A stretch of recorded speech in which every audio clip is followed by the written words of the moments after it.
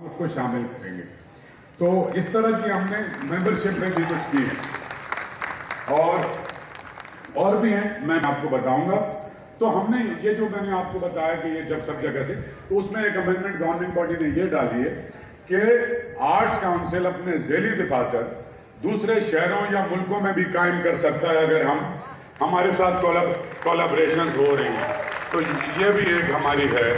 और जाहिर है कि दुनिया में जहाँ वो लोग रहते हैं जो यहाँ से ताल्लुक़ रखते हैं, यहाँ की ज़बानें बोलते हैं, वो हमसे कनेक्टेड हैं, वो आते हैं कॉन्फ्रेंसेस में, हम भी उठ के जाएं, अजहर भाई भी वहाँ जा कर के अपने फन से महसूस करें।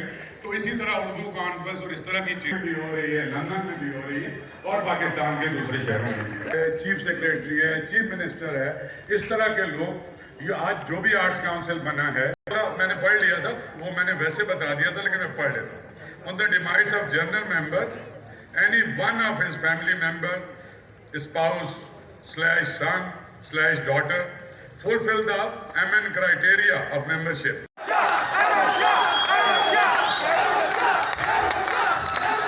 बस अभी हम नीचे चलेंगे, नारे लगाएंगे। अच्छा, मैं बहुत ज़्यादा शुक्रगुजार हूँ, आज संडे है। पिछली हमारी जनरल बॉडी में कमिश्नर साहब टर्की में थे और उनको अंदाजा था इसकी इम्पोर्टेंस का, सेम डे टर्की से तशरीफ लाए, आज भी इतवार को आए हैं।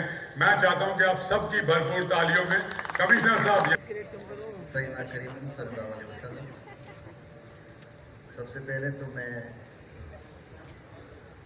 आप सबका शुक्रगुजार हूँ। आपने हमें संडे को भी अलर्ट रखा और हमें किसी न किसी ऑफिशियल ड्यूटी में मसरूफ़ रखा। बहुत शुक्रिया आपका, सब दोस्तों का शुक्रिया कि आप लोग इतनी बड़ी तादाद में यहाँ पे आए। आखिर में commissioner Karachi, chairman arts council साहब से दरख्वास्त करूँगा कि वो इजलास की कार्रवाई